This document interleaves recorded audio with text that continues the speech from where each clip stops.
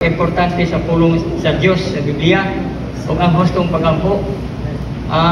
Ang Biblia may igsoon, gitawag na og kanang patay nga litra kung wala pa nato mapahimosli.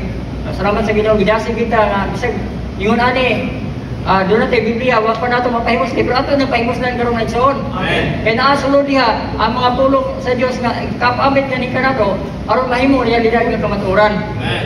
Ako bang nakuha ba itong ministry meeting? Kakani ko ng pagampo, asama ko ng spiritual breathing at pagginhawa. Amen. Di kita mundang ano yung ginawa, kay pwede pa ko mundang taong kaon o inom, pipila ka adlaw, mabuhi pa ta. Pero ganun pag ginawa, hindi pwede pipila ka minutos mundang ka ginawa. Amen. Kung nagpasabot ka, muampo, dahil kunuta, bisan pag wala tayo burden.